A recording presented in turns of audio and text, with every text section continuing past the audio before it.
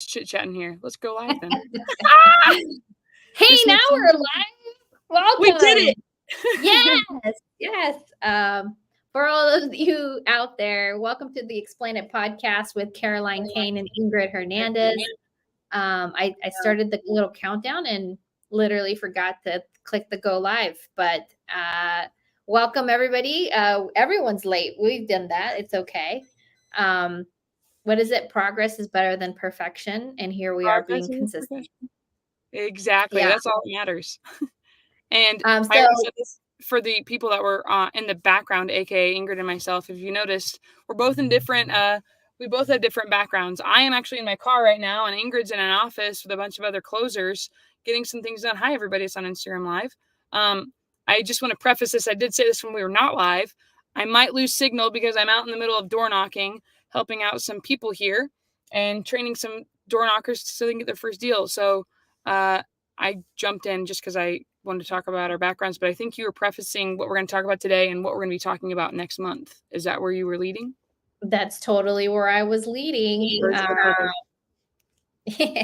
Our minds are already becoming one.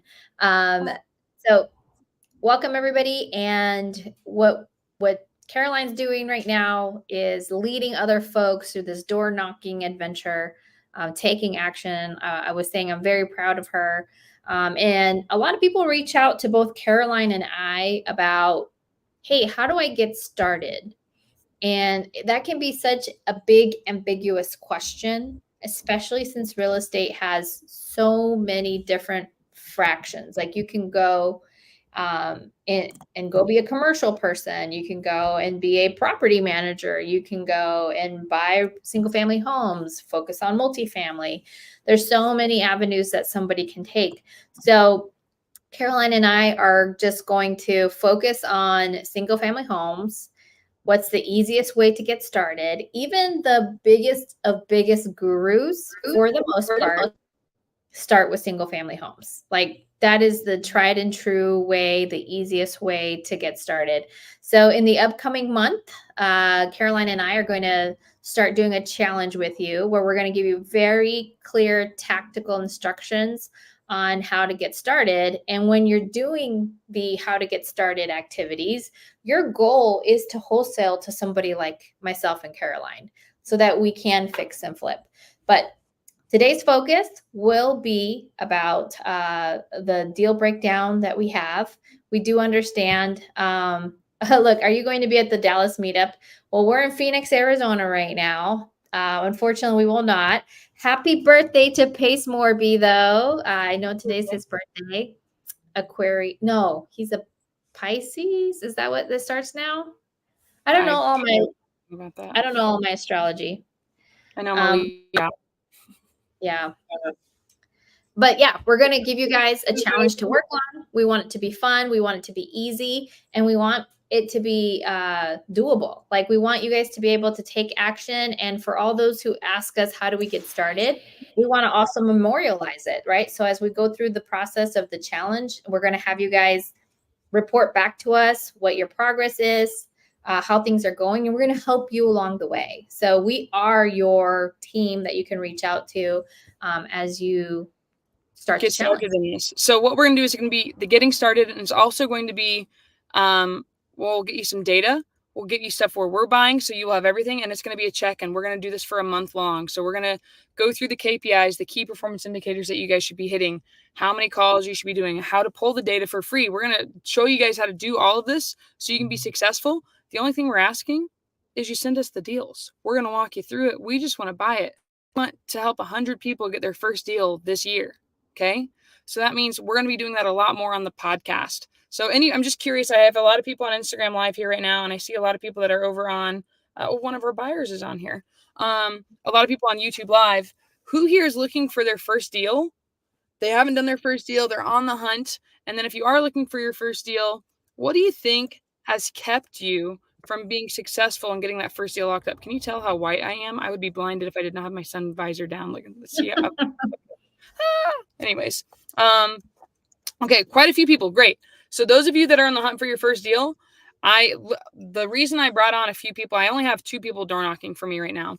And this is very important. And I want you guys to know this before we talk about the fix and flip that Ingryd just finished with some of her partners. I'm not involved in that, just so you guys know. This is Ingryd.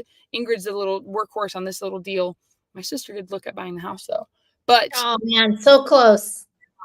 But what to get these deals, and what I told my door knockers before I'd even consider them, they aren't even in my CRM right now. Okay, they're just like, I want to know how you've been successful with this, and it comes back down to a lot of grit and being able to persevere. If you guys can deal with rejection day after day after day, promise you guys will be successful. We'll help you get into a nice flow, getting your pipeline full. I think I'm cutting out. I see myself lagging on my end, but that's what we're going to talk about. Oh, it's good on your end. Great. So that's what we'll be going into in the next coming months. So I think we might go live on it next week. Watch our Instagrams so you guys can see when we're going to post about it. But again, right now, pull out your phone, go to your alarm clock on your phone, set an alarm for every Wednesday at 4 o'clock Arizona time. That's when we go live on this podcast. That's so you guys know, oh, hey, they're going to be live on YouTube. I want to make sure that I tune in because we're going to go over what the conversations look like. There you go. What the conversations look like. How do I comp the deal? How do I know if it is a good deal? We follow up and we'll JV with you. If you guys get to a situation where you don't know how to talk to them, you know how many times I'm like, Ingryd, this is a realtor that I just can't get through. Will you talk to them? Pass it over to Ingryd. You can pass things over and we will help you guys out. The goal is to help you guys getting your first deal. So I want to remind you on all of that. And Ingryd, I'm going to hand the mic back over to you so we can talk about this fix and flip and how you made a profit on it. Yeah, thank you. And by the way, for the record, for your sister, if she would have just taken my offer of 465, the property appraised at 480. Just saying. She would have. I was offering her a sweet deal. I'm like 465, and we'll throw some concessions. I showed her a house today. When I was like, hey, I have to get back to door knocking. Let's go look at this house. She's like, it's too small for me. I was like, all right, well, beggars can't be choosers. So she's gonna live her life. Yeah. Okay. Well, hopefully if you guys are excited about the upcoming challenge, even if it's not like your very first, but maybe it's the momentum that you need, like have a community of people to get you going with these deals. Definitely give us a thumbs up. And remember that we have a Facebook group. So we'll probably go live on there more frequently than the podcast to kind of get people going on the, like staying together on getting these deals done. And like I said, and even if you listen to people like Pace, they say first start with your buyers. Guess what? We've check marked that box for you. We are your buyers. So you've already, congratulations. You've got, you've got step one done, baby. Hard money ready, EMD ready. Let's go. Okay. So switching gears a little. So today is supposed to be about deal breakdown. And today we're going to be talking about a deal we just closed. We put Phoenix, Arizona on the logo, but technically it was in Mesa, Arizona, just on the border of Chandler and Mesa in the neighborhood of high school. But anywho, I don't know. It's on occasion, it just does a little echo thingy. I don't know why.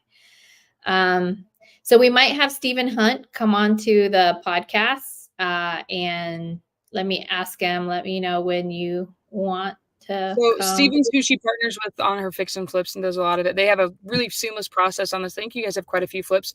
What did you guys end up netting on this deal? Grossing, I guess I should say.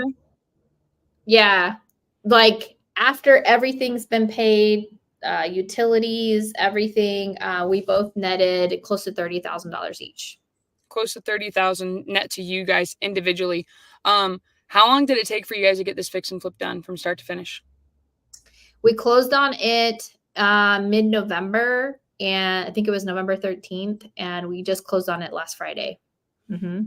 Okay. And then was this like was this a tear down property? Was there a hole in the roof? What kind of property was this?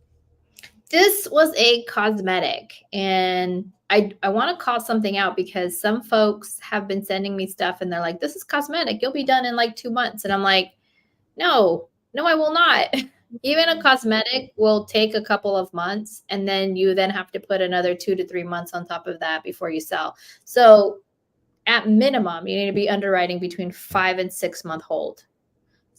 Here we held for December, January, February. So we held it for 3 months, but still. That's one thing I want to talk about. So you guys heard me talk last week.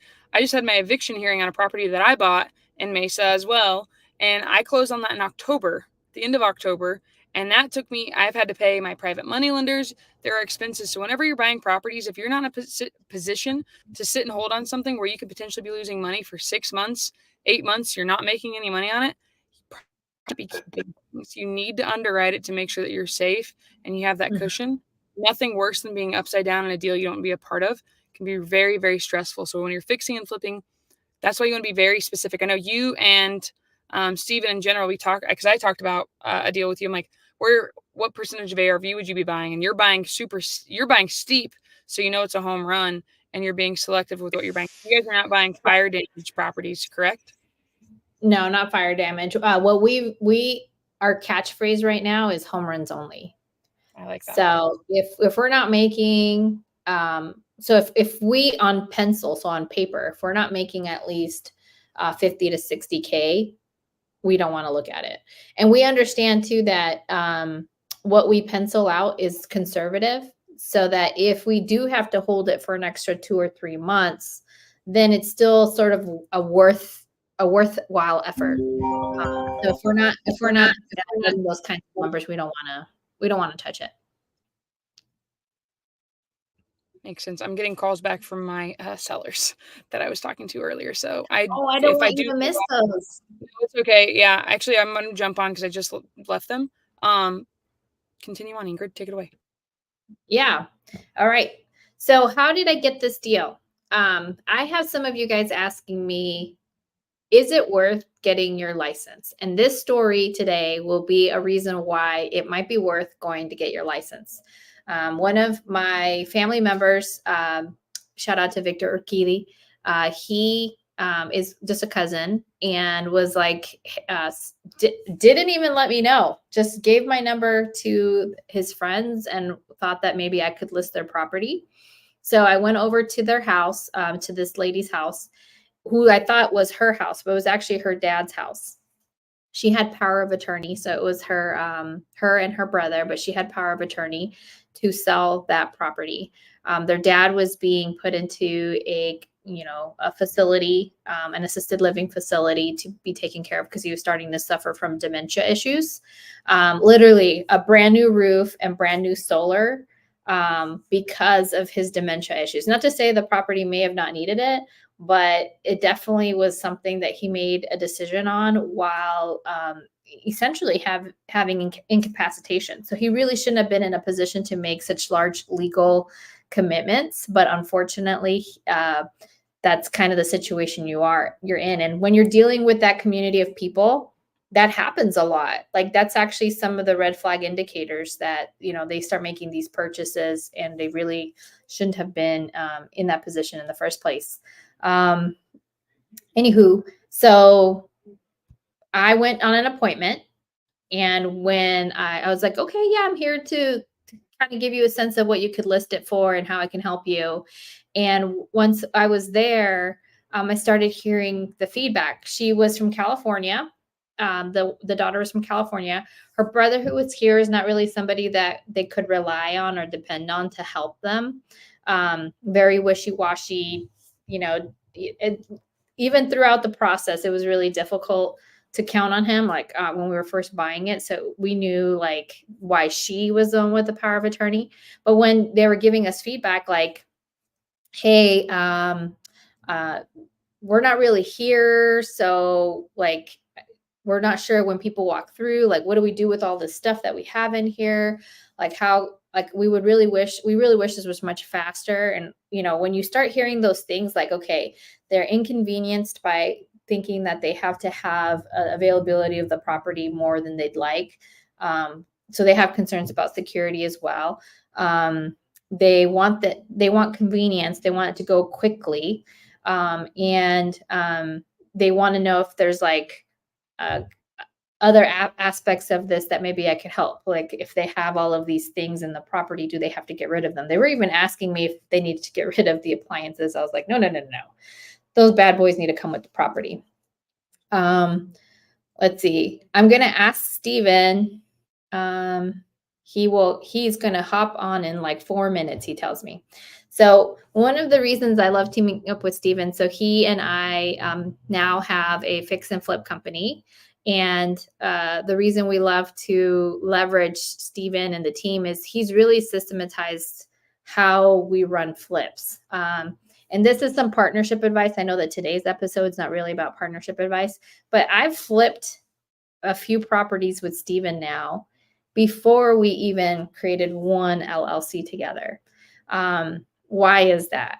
I have seen so many people like create an LLC together like really fast and then have it kind of fall apart. So this is like it's Steven and Angel Hunt, and then it's myself and my husband, and we all play a part in like the flipping part. So I generally focus on acquisitions and a large part of our like raising capital, because our flips make good money. We're only going for like home run hits. And so if anybody feels like lending, we just secured 2 more properties to fix and flip. And we do give back double-digit returns. But so my job is to find opportunities, raise capital, and then Steven's job is to make sure that the flips are running smoothly, the operations of it, the design work. He'll ask for some feedback around, hey, here's the design. What are we thinking? And I will I'll poke holes in it when it makes sense. And he's really, really great about getting feedback. Like we just walked through 2 of our flips right now, one that we just locked up yesterday, and another one that we're working on in Flagstaff. And as we work out like what those plans are, we find opportunities for improvement just by simply talking through, okay, what does this look like? Like today's find was we were planning our fireplace that we're fixing up on a property in Flagstaff. And I was like, oh, we probably need to have it prepped for a TV to be mounted and supported. He's like, oh my gosh, I didn't think about that. And so boom, like right away called the GC and made sure that was something that we thought about it because of the design of the room. There's no place to put a TV anywhere else. And then the other call out today was we're planning for a flip in Avondale and like switching up baseboards, something that we wouldn't have estimated, but it's a big ticket item when you have to do it across the house, about $4,000, to be honest with you, with labor, cutting, everything. So it's good to talk these things out, and it's good to have a partner that's going to help you through that. So this property, once I spoke with the seller or the seller's daughter, and by the way, I know it's just me right now. So if you guys have questions, please list them, especially if you're somebody who's an aspiring flipper. Like this is the perfect time to ask all your questions. And then when Steven's on in a few minutes, we can get into like the more nitty gritty questions that I know folks love to ask around fix and flippers. Like, how do I calculate, a rehab for this and that? And Steven's really great about giving feedback on those estimations, especially in the state of Arizona. When the seller told me everything she wanted, I told her, okay, so one thing Victor, the guy who referred me to her, may have not told you is that I'm more than just a real estate agent. I'm also an investor. So when I told her that, she was like, oh, well, what does that mean? And I'm like, well, it means that we don't have to sell traditionally. And if you're looking for convenience and speed, we can technically give you other options that you can see whether or not they fit you better. One, I knew that her dad was going to a facility. So maybe taking monthly payments on this free and clear property. I think the only thing that wasn't clear on it was the new $80,000 solar that was put on that property. And it had new roof, right? That's right, Dustin. We were finding the bunnies. And so then I gave her other options to say, okay, here's what our cash offer would look like. Here's what our seller financing offer would look like. Here's what our hunt method option would look like. And we'll go over with the hunt method since Mr. Hunt is getting on the podcast right now. I can see him in the back room. And then the fourth was, what if I just list it? So these were all clearly articulated to her in in an email, and it was exacting like what the net would be to her or to her dad. So they knew what their options are. And let me tell you, when you're dealing with scenarios like this, 95% of the time, they're always going to pick the cash deal. Like as much as we want to like say, hey, we need to give them all their suite of options. Usually when you have the things that she was saying, most of them are going to pick cash anyway. All right. So Hunt method. What the heck is that? Let's have Mr. Hunt on the podcast. Hey, Steven. Hey, how's it going? Good. We were only like hanging out for the last like 3 hours. I know we're so far apart now too. For those of you that don't know, me and Ingryd share an office essentially, so there's a wall in between us. The wall is over there for me. Yeah. It is. Yep. Right there. Anywho, so obviously this was Patterson. It's a property that we just fixed up. It was off of Dobson and Guadalupe, near, like, literally behind Dobson High School. It was a really, really cute neighborhood. Like, people who took care of their houses, but it's a very much older neighborhood. What year was this house built? I don't even remember. I think it was late 70s, early 80s, something along those lines. Yeah, definitely a bit of an older neighborhood, and it was a no HOA neighborhood too, which can be hit or miss, especially in Arizona. When you have no HOA neighborhoods, some of them are maintained well, and luckily for us, this neighborhood was maintained beautifully. And it makes sense why the properties were moving fast in that neighborhood too. Yeah, and in fact, when we bought the property in November, am I right about that date? Is that when we closed on it? Yeah, we closed close to the end of November because I know some of our delays came from Thanksgiving, and Christmas. Yeah. And so when we were thinking about listing this property, we're like, we were iffy on what we were estimating. We're like, I think it'll be at 465. Like that, we had another direct comp at that, but that comp didn't have commercial space behind it. Ours did. So that's why I view as a pro in a lot of cases too. I know you and I are both on the same page there, where we viewed that as a pro. I'm like, nobody's behind you. You don't have 2-story houses looking into you while you're in the pool. Like what? Like you have no noise essentially, especially with how this one was set up. It was essentially all parking lot space. A lot of that space. There wasn't a ton of trucks that were going to be going through. It wasn't going to be noisy. So it was a really, in my opinion, good commercial space to be backed up to as well. Yeah. And one of my misses, because we had really great feedback. We actually got it under contract the first weekend it was on market. Yeah. But one of the feedbacks was like, oh no, there's a gun shop behind you. And I was like, oh shit. Yeah, I totally missed it. And the funny part is because there was also like a child care facility back there too. And I thought people were going to be like, oh no, the kids are going to be screaming and yelling all the time. And you could hear it. And I was like, the gun. They're more worried about the people purchasing the guns. Yeah, which is interesting because I hardly ever hear any issues at gun shops. So, never. Anywho, that's usually not where the bad stuff's going down. No, because they're armed. Exactly. No, truly. But yeah, that was our direct comp. So we had a model match house in the neighborhood that had just sold for $465. It did not have a pool, but it did not back up to the commercial space. And we know that looks like a negative to a lot of people. In this case, the gun shop, right? So we had a pool. They did not have a pool. So it kind of was this trade for trade type of situation. And that price point, usually if you're backing up to commercial space, you're taking 10K off the price. But if you have a pool, you're usually adding 10K or so to the price. So it kind of evened itself out. We thought we'll list this at the same exact price point. The finishes and the work that was done in that model match weren't stunning by any means. It was very basic flip stuff. It wasn't anything special. So ours definitely had the edge to it comparatively to that comp that we were running it against. So by the time we wrapped up and we walked the house together, me, Ingryd, and Mark, we're like, maybe we should bump the price up because this actually is looking really nice. And this backyard is bigger than the other backyard, and the pool just got redone. And it ended up looking fantastic in there for the work that we did. So we bumped up the price a little bit. And now even looking back at it, because it was purchased so quickly, you almost have those second thoughts of, maybe we could have upped it a little bit more, but I'm happy that it moved as fast as it did and how everything turned out there. Yeah. Okay. So I'm not on my screen right now. Can you see this bad boy? Yeah. Yeah. So yeah, this was the property. This is the one we bought, I think a lot of people say, where's your HUD or are you a dud? Like this is the finished work. And it does seem to me, Steven, as you as you specialize in the flipping, especially right now, people are kind of done with like the grays, right? They want a little bit more warm tones, but they still want the clean look.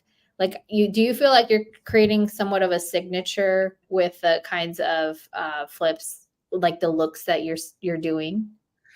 Totally. Yeah. And I try to just redo a lot of those looks too. The things that sell really fast that people like and that people are wanting is the stuff that I'm trying to stick to. So the white oak looking floors, anything you can find that looks like white oak for a good price point, people love. This bathroom right here, actually, another tip for fix and flipping as well. These are 24 by 48 tiles. The 12 by 24 and the 24 by 48 tiles, that's the size that they come in. That's in inches. Are going to be less expensive to have installed as well. So when you're looking to save costs, you can typically get those larger tiles at a lower price point, and then the install for those is also going to come at a lower price point because it's less work. So if you look at the master or if you look at the backsplash, we have these beautiful Chloe tiles that I love, but you have to think about the fact that they have to place every single tile and make sure that all the grout lines match up. So it's a little bit more labor intensive. So when you're looking to save costs on those items too, that's just something to consider. Yeah. And it's a good trade-off to say, like, where are you going to bump it up a little? Okay. Like backsplash of the kitchen. It's kind of like the jewelry of like your outfit. Whereas like your bathroom tile is not, it's going to be seen, but it's where you would rather reduce the labor. Like if I was going to put labor between my bathtub shower combo or my backsplash in my kitchen, I'd rather put it in the kitchen. Totally. 100%. And look at this. Okay, so now they let us, we seeded the grass, but it didn't grow. So we did have to kind of, let little Photoshop on that. We had just missed the season in Arizona for the reseeding, and they warned us that that could happen, but we still went for it. But at least all the sprinklers and everything work, and those owners should be happy with it. Yeah, for sure. Cool. Well, so you had mentioned the hunt method. Yeah. Yes. Uh-huh. Okay, so I'll kind of go into what the hunt method is here. And there's some investors that do this already. It's just I hadn't heard of anybody doing it, so I brought it to Ingryd. She goes, "We're going to call out the hunt method moving forward." Mm-hmm. And what the hunt method is it's very similar to a regular seller finance deal, except you are not securing the house or the debt that you're essentially using on the house, that seller financing that you would do on the house. You are doing that secured by an LLC instead. So when you go to a seller finance deal, you're creating a note secured by a deed of trust. And that's the same thing that a mortgage company does. They're in first position and it's a note secured by the deed of trust. So that way, if anything ever happens to the house, that person can either take over the house and foreclose, whatever the case is. We are not doing that. We are having it backed by an LLC instead. So we are personally paying the sellers on that situation. And it's good for a couple of reasons. The first reason is because now it appears that the house is free and clear. So if the house appears to be free and clear, I can go ahead and take a line of credit out on that house. I can do a cash out refinance on that house. I can essentially extract a bunch of money out of that house, which is great, especially if you're looking to hold on to that property as a rental, because now you have access to this additional capital that you can go buy or pay off another property that you do own with that capital. So you still have your regular seller finance payment that you're making, and it's not attached to the house.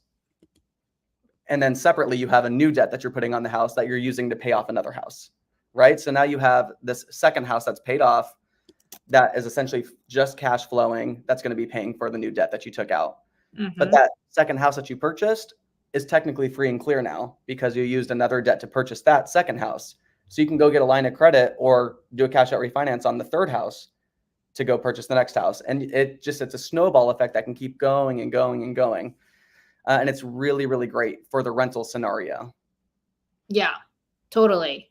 And I will say this though, and I had talked about it before, but like you have to be smart. So you've now incurred another big debt, right? You have the debt you're paying on that property. I'll say on that property because it's actually like what you owe that seller.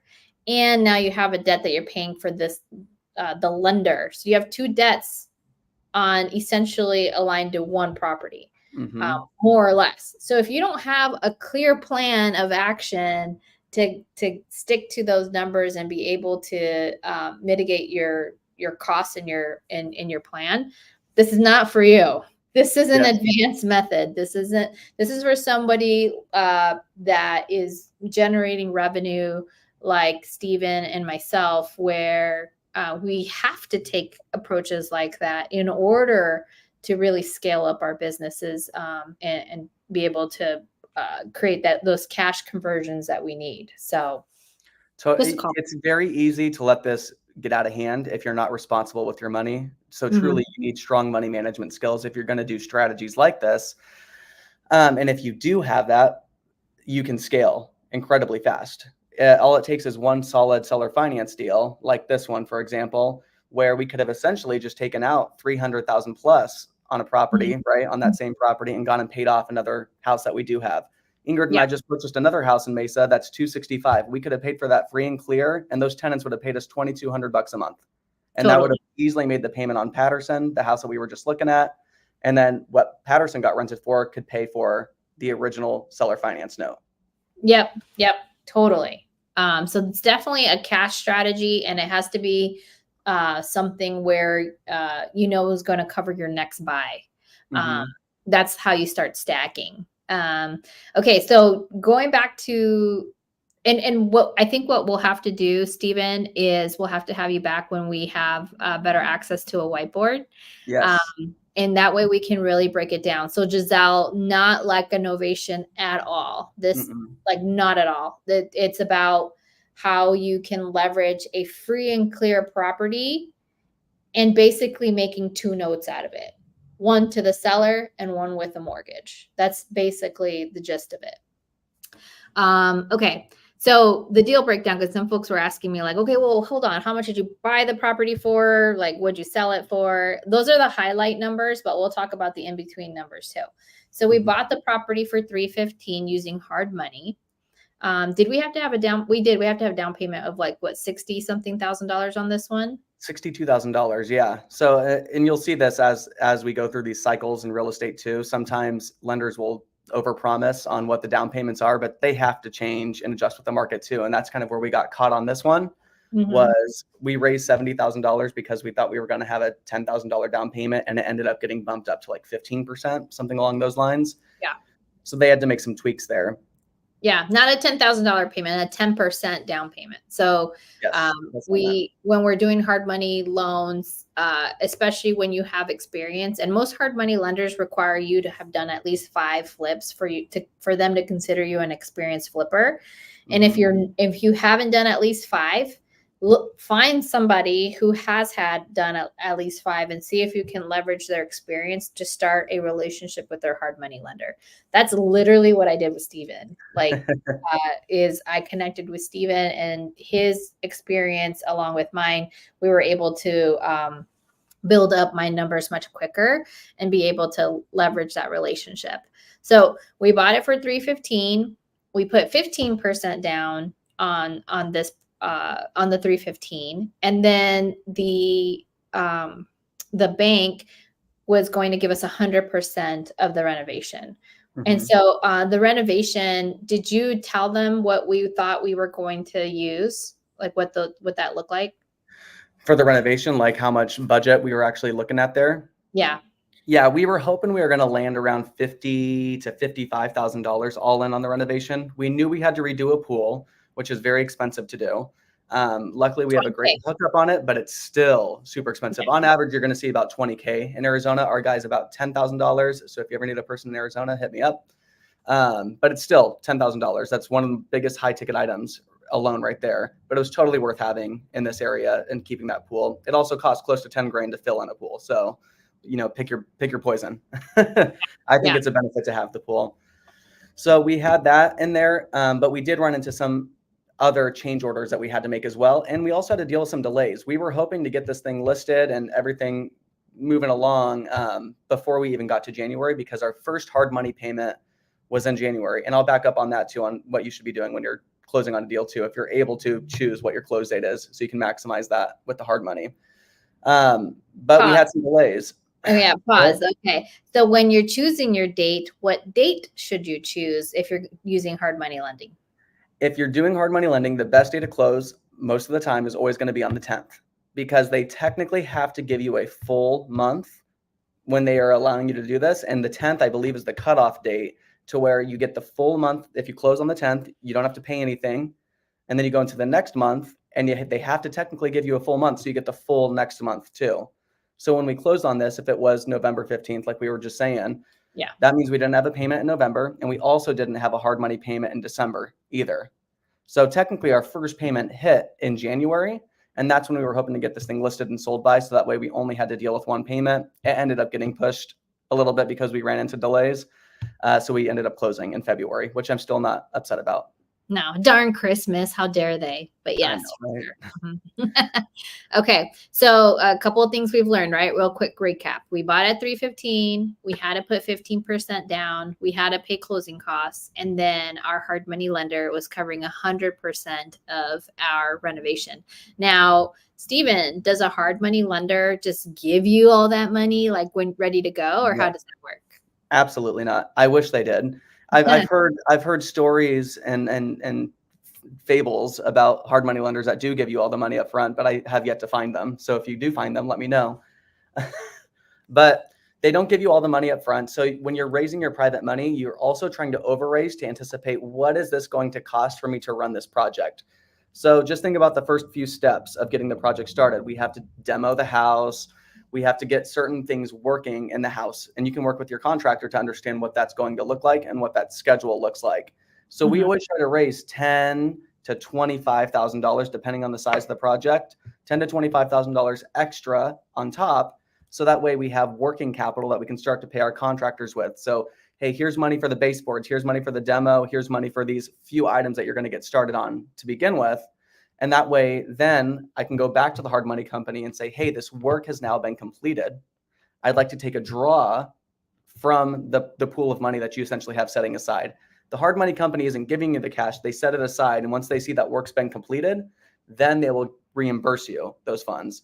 So if I did $10,000 to $20,000 worth of work on the house and I used the private money lender money for that, now the hard money company is going to be sending that money back to me, and I can continue on to the next phase of the project with that same $10,000 to $20,000 that I just got reimbursed. Correct. Very good. So that's something you have to put into your equations, not just what your down payment, your closing, but what is that working capital? And that's why they say, and I've always talked about it on here, take care of your credit. Because one of the other things that you can leverage too is business lines of credit, and or even your like your dedicated credit cards for your business. That's something we've had to do in the past to basically make ends meet, if you will, around a project, like making and leveraging the points and things like that you get as a result of using those cards. So totally. I use credit cards all the time as working capital too. It's a good strategy. There is a processing fee, so it is more expensive when you do use credit cards. But I finally just got my project manager, who essentially pays out all of our contractors to start taking credit card payments from us too. So that way we can use that as working capital as well as we're doing projects. But not all contractors are going to do that. Most people want to be Zelled, or they have a specific invoice that they're going to be sending you through whatever site that they're using. So work with your contractors too, or work with your project managers or your GC, whoever it might be, and see if they can accept credit cards. I know that we have a project going on, Ingryd and I, up in Flagstaff, and they do not take credit cards. So it's great. We can order materials, but we don't get reimbursed until that work is done. So we could have a house full of all the materials that need to go into the house, but until it's installed, we're not getting reimbursed on anything. Yeah. And then Steven, this is a really great question, because you and I just walked through our next flip in Avondale, and we're like, what are we keeping? What are we switching out? You know, what are we enhancing? And kitchen cabinets seem to be the question people ask all the time. So how do you make your decision on whether or not you're going to replace the kitchen cabinets? Oh my gosh. Are they in good shape? Like that's the biggest thing for me, is like, are they in good shape, and will these look nice, and will they feel nice once they're refinished? And it depends on the price point that you're at too. I have a house that is a lower price point right now that's on the market. My bad. I have a house right now that's in a lower price point on the market, and it had not the greatest kitchen cabinets, but also they were still in good shape. They weren't my preference of kitchen cabinets. But this isn't a house for me. So those I had refinished, sanded down. It cost me like $2,000 to have that whole kitchen repainted, relacquered, and it looks awesome. It looks great. So in most cases, I'm trying to keep the existing kitchen cabinets if I have the opportunity to keep those cabinets, because it's a huge cost, right? You'll see the invoice come in for $7,000 for kitchen cabinets, but that doesn't include the $1,000 to $1,500 to build out those, because they come in a flat pack. So somebody has to build them, and then somebody has to install them for another $1,000 to $1,500. So now we're talking about $10,000 on kitchen cabinets. And that doesn't include your countertops. Like you can really rack up a huge bill through kitchen cabinets.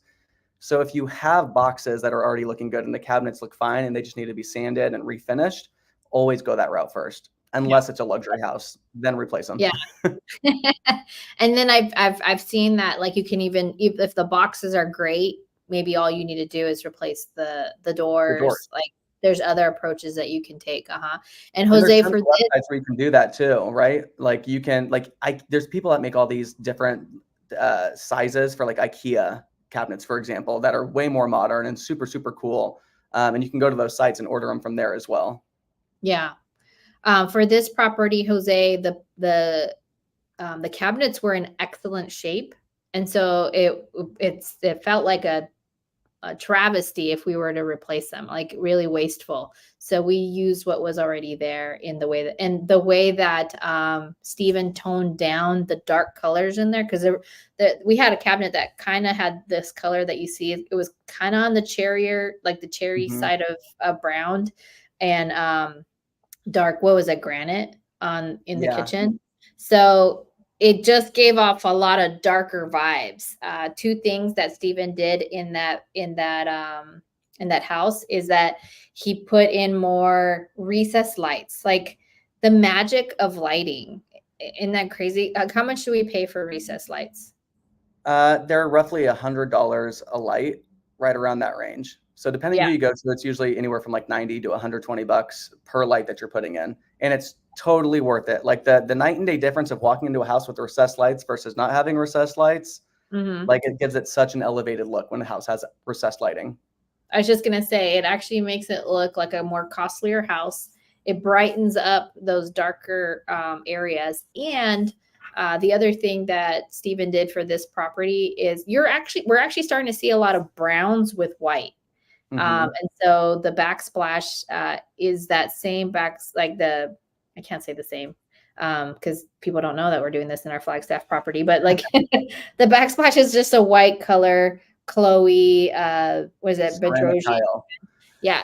It's a ceramic tile, so it looks uneven. You can see the, imperfections in it, which also is very elevated looking. Yeah. So let's see, what is this question we said? I'm looking at fix and hold in Durham, North Carolina. I'd like to remain liquid through PML. How would you structure this deal? Thanks to Caroline for getting me over here. Loving this. Oh, okay. Hey, Jesse, are you understanding what they're asking here? So you're wanting to know how much private money essentially you need to raise. Is that kind of what we're understanding here? I'm going to assume that's what he's asking, but hopefully maybe when we redid the numbers, it made more sense, like how liquid.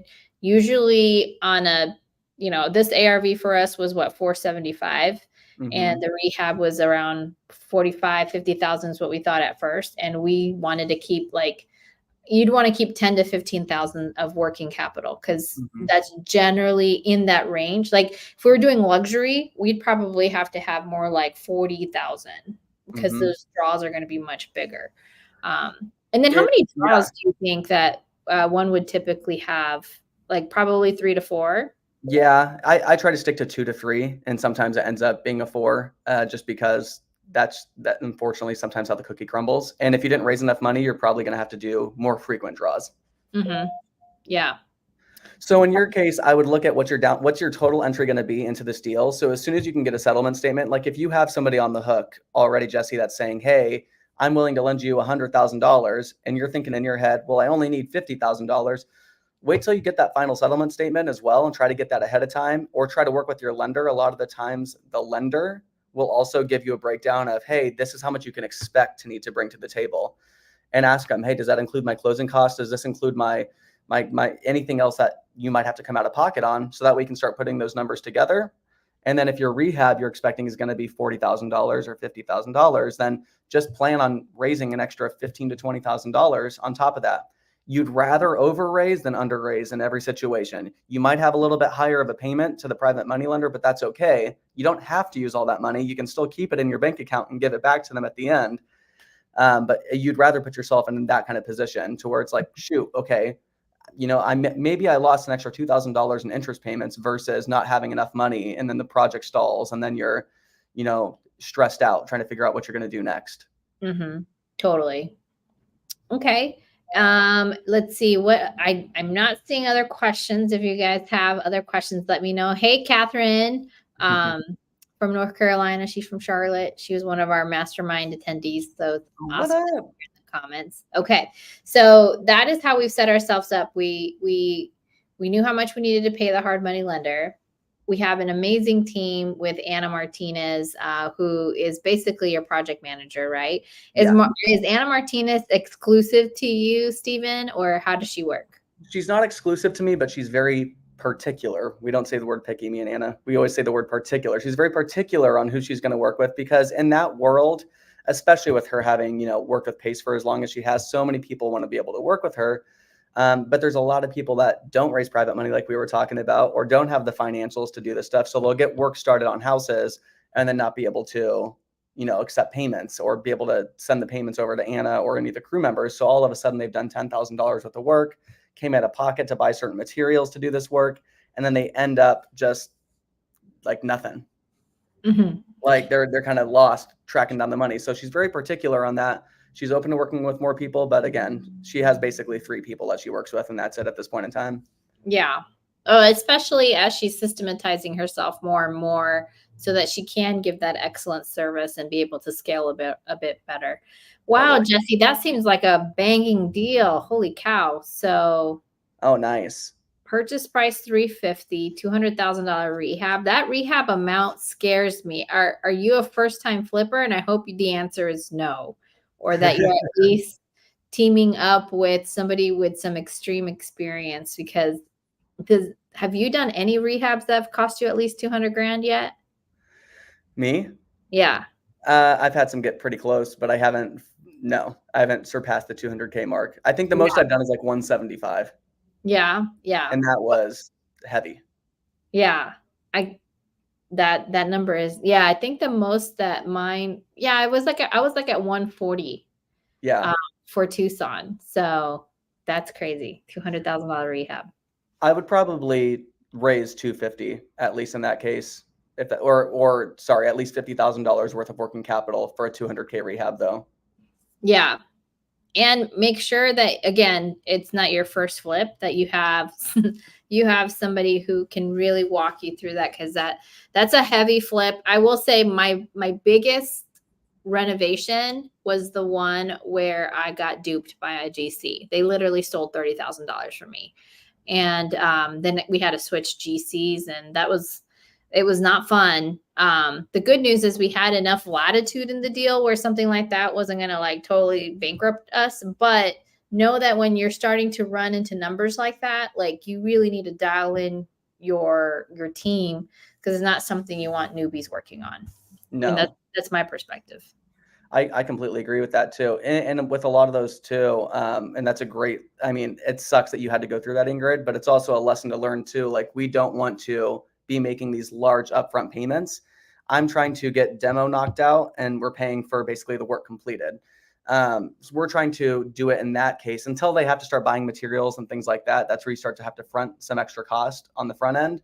But there's a lot of GCs, or there's a lot of contractors out there that want 50% down before they'll even get the work started.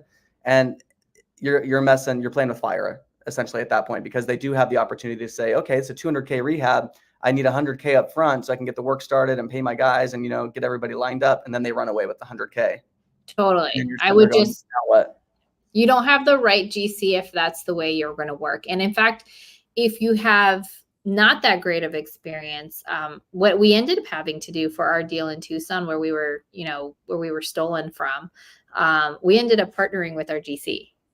That was like our best way to really leverage capital and their skin in the game. So if you have some opportunity there with a strong relationship with somebody with a proven track record, that might be the way you want to take that approach too, because they're going to want to fix and flip as fast as possible too. And so they're going to want to see the outcomes. And I know something that you and I have talked about, Stephen, before is like also incentivizing the GCs to get the job done quicker, right? So yeah, especially if it's GCs that have a tendency to, maybe they don't only work with fix and flippers, which is common, right? People want to do, homestead buyers as well, because there's a huge markup that comes along with that. So I like to incentivize them so they're not getting distracted with the other projects that they're doing. And it's on specific projects that we're doing as well, right? So incentivizing, saying, hey, we'll give you an extra $4K, or if you can finish by this time frame. If you finish 2 weeks after that, it's an extra $2,500. And if you are past that, then there's no bonus for you, essentially. Yeah, totally. And we don't always do that. Yeah. Any tips on MLS filters you're using to find these deals? Okay, so I would do it by sections of area that you're feeling strong about. So let me reverse engineer this for you. So like, for example, the property that we just sold at 475, that per square foot was 332 per square feet, right? So I know in that 1 mile marker, if anything is selling, let's say at like 60% of 332 per square foot, regardless of purchase price, I'm looking for that filter of, is there anything in that mile marker that's a single family home that's priced at, what's 60% of 330? Let's see.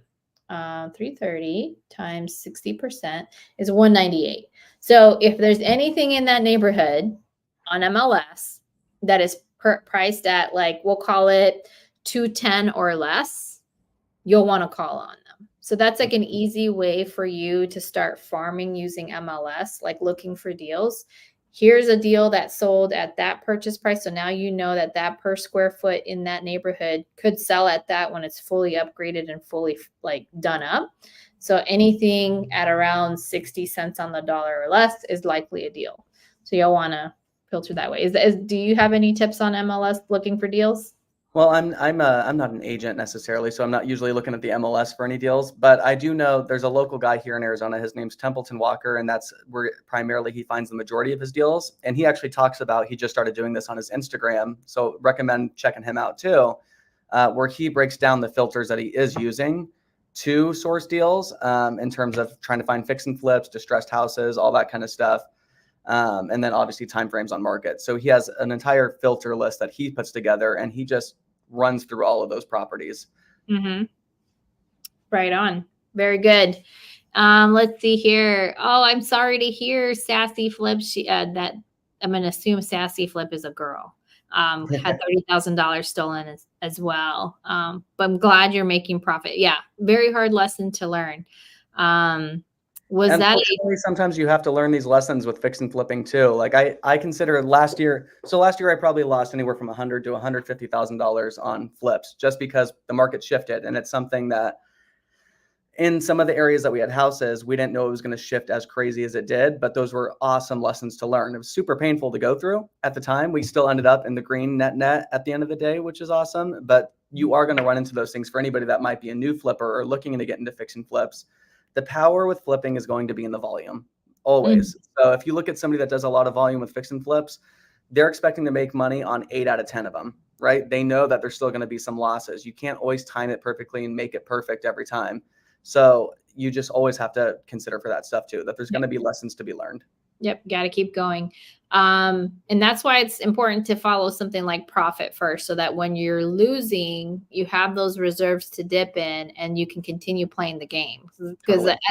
as Alex Hormozy says, it's not whether you lose or you win, it's whether or not you get to keep playing. Yes. So, Jesse, I'm glad you have 15 years in construction. I didn't realize I was talking to an expert. You never know who we're talking to in the comments, and it always kind of like, we want to make sure that. I'm sure you're going to do just fine on your 200K remodel. Totally. You probably know the pricing better than us at this point. I love this. GC, General Cabron. That's in Spanish. And if you guys get it, that's great. Very good. let's see what Rob learned some of these lessons with rentals. He hasn't flipped. Yeah, totally. There's For a million me, other lessons that I learned last year with rentals too. well, let's talk about that a little bit, right? Because you didn't start out as like just fixing and flipping. Like you were dabbling in all kinds of stuff, huh? Yeah, well, for me, I didn't really want to fix and flip. I wanted to just buy rentals, and I was like, I'm going to become financially free, and I'm going to live on a beach, and I'm going to do it really fast, and let's like put our head down and get grinding on this. So I bought like 15 houses and did a burr on almost all of those houses that I purchased. And what I didn't realize was how much capital that was actually going to require, because some of them didn't end up being a perfect burr. But also, when you have 15 houses in that short period of time, we didn't touch everything perfectly. So we had 3 or 4 houses where the plumbing went out on them because we were just trying to do a cosmetic turnaround for the burr purpose of it. And those were all very hefty bills. And then we'd have a huge issue with a septic tank. And then they just started stacking and stacking and stacking and stacking. And it got to the point where it was like, man, my ego tells me to hold on to these 15 houses, but the smart thing to do here is to let go of that and start cutting some of these out. And that's where some of the losses also came from, because it was like, it just didn't make sense to sell at that time. They were valued at less than when I had refinanced them. I had to pay extra points for selling them because there's usually prepayment penalties with DSCR loans and things like that. So you start stacking all these things up, and all of a sudden you're like, man, you really have to take your time with it. So what I found is the ideal way to go about that is, for every 3 houses that you're doing, you can keep 1, but sell 2 of them. And that way you still have a lot of profit and income coming in, and you're still building your long-term wealth. And eventually that scale is going to teeter to where the rental income is going to outweigh what you're making on the fix and flips. But it's still good to keep the fix and flips going at all times, I would say. Yeah, I agree with you. And I think I had the same perspective. We are up to 11 properties, and there is no beach anywhere in sight.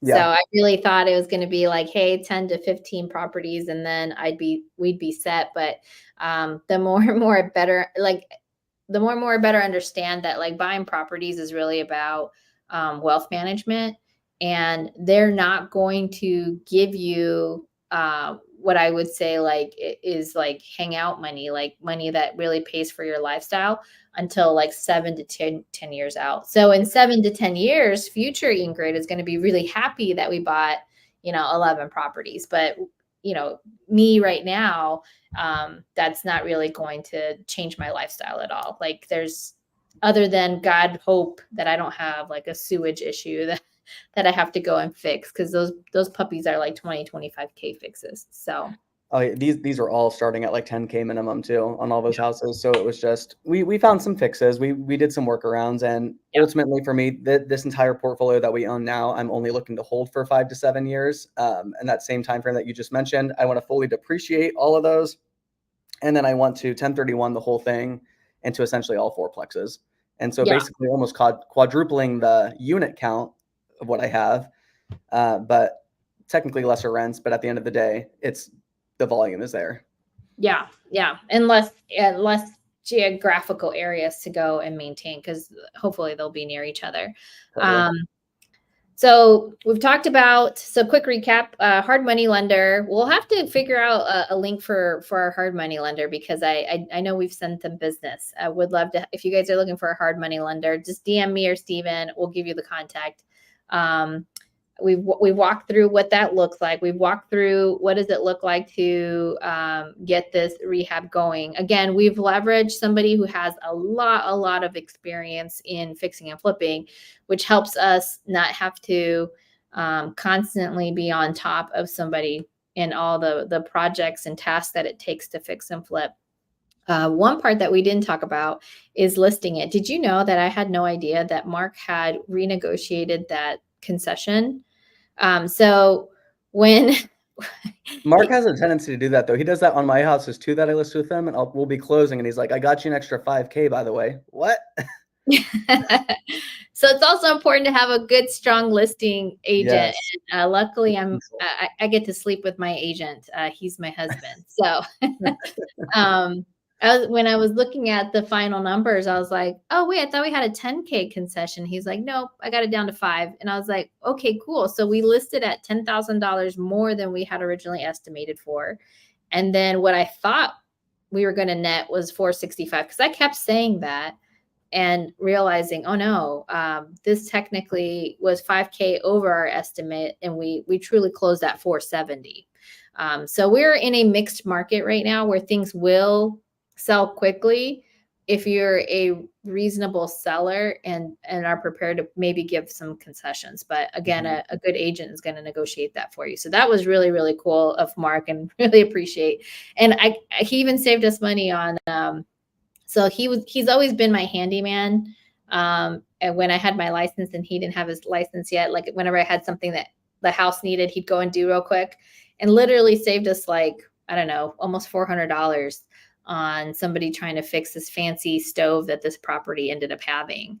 It would have been cheaper for us to just buy a new stove that was like a Whirlpool. Instead, he went and found the little gadgets that went behind the gauges on when you're turning on your stove. So I thought that was really cool.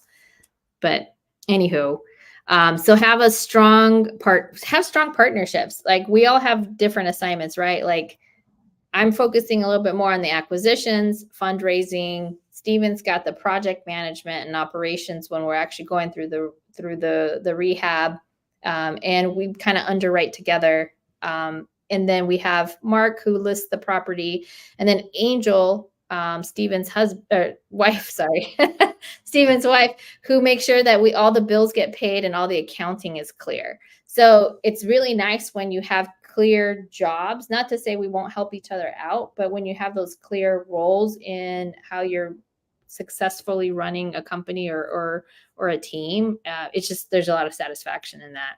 What do you think, Steven? I totally agree. Yeah. And sometimes we step into each other's lanes, but not in a way of stepping on each other's toes. Like sometimes I'll say, hey, actually I have somebody that might be good for PML, or I might have somebody that can do this for us instead. So we're constantly going back and forth, because at the end of the day, we're trying to work better as a unit together, no matter what. So if we think we can bring another resource or a better resource or a lender that doesn't need as much money to the table in that situation, that's exactly what we're going to do. We're still a team at the end of the day. We just know that, okay, as soon as we close, cool, it's my turn to go start taking over on that end of it. And as soon as I know that we're about a week out of that, we start getting Mark involved and saying, hey, Mark, let's get you in communication with Anna more consistently now too, so we can make sure we're set up perfectly for listing photos and that this shows the way that it needs to. Yeah, for sure. And one of these days we will remember to turn on the utilities and turn them off. Oh my gosh. If we were to tell you what's the one thing that for whatever reason on the checklist, even before I partnered with you, Steven, like that was the thing. I was like, oh shit, always. I have to call about the utilities and turn them on and turn them off. Like that's the thing. My reminder is always the crews getting there, because the seller never turns them off immediately either. That's always been the case too. So like a week or two, or even a month will go by. I think with Patterson, that the house that we just reviewed here, like 2.5 months went by before the seller turned any of those utilities off technically. So it had left my brain completely. Like I didn't think to turn them on right away either, because that's always the thing I forget, like we just said. And I'm like scrambling last minute, like, oh my gosh, we have photos tomorrow. Wait a minute. Well, we can't have photos in the dark. We got to get lights on. Like we got to do this. Like you're scrambling. So always try to remind yourself to get those on. Yeah, for sure. I'll come up with something, but well, we are at the top of the hour. Thank you so much, Steven, for joining the podcast today. Thank you for having me. Breakdown in Mesa. We hope to have you back, because I know you are doing amazing things with your property management company. Do you want to give a little shout out to what that looks like in case anybody's That's the office I'm hanging out in right now. Yeah. So Habu Property Management, it's an acronym. Habu stands for Highest and Best Use Property Management. With me being in the real estate space, having rentals of my own, and with the market that we all just went through, you have to pivot with your exit strategies on all of these, right? So we wanted to be able to bring that to the marketplace, because I was looking for good property managers, and somebody would say they could just do long-term, somebody could just do short-term, somebody could just do co-living, somebody could just do sober living. It was all over the place. And I'm like, let's bring it all in-house into one place, and let's start offering this to investors, and let's start being consultants for investors. So that way people can just bring a property to us and go, hey, what's the highest and best use? And we can say, you got to do a midterm rental. You got to do this one. Hey, your safest route is to do a long-term in this situation. You should stick with long-term. So it allows us to guide a lot of the investors we work with, and it's been a great service. And we've been getting these places filled out really, really quickly. So there you go. If you guys are looking for property management in the state of Arizona, go check out Habu Management. I put the website up for you guys who may need it right away. And then, Stephen, if somebody needs to send us a deal in Arizona, Yes. what's the best way to get a hold of you? You can, first and foremost, always hit me up on Instagram. I usually am more responsive to Instagram than text messages right away, just because I have less messages on Instagram. And I always see that notification, whereas I have so many spam text messages that come through to me that at the end of the night, sometimes I'll go through them all, sometimes I won't. But you can also text me if you want. My phone number is, oh, this is dirty. Don't blow me up. 480-403-1165. So But you can also text me. he doesn't check his text messages. So give it a minute. Cool. Well, thank you, Stephen, for jumping in here, doing this deal breakdown. We hope that this was valuable for everybody. Make sure you guys go follow Stephen on Instagram. And remember that every Wednesday at 4 p.m. Arizona time, Caroline and I will be doing the Explain It podcast, and we will be starting our challenge. I don't know if as soon as next week, maybe next week, so that we can help you guys get your first deals done. So our goal is to get 100 of you your first deal this year. I'm sure we can do it. And again, we are your buyers. Myself, Stephen, Caroline, we're your buyers. And you have that first box check. Like, we're going to tell you, like, here's a checkbox of things that you'll want to start doing. This is the very first one where you're starting. Did you ever go to high school with this teacher that says, you started with an A, it's up to you to lose your A? Mm-hmm. We've given you guys an A. You have an A right now. It's up to you if you're going to lose that A. And Stephen, what's our buy box?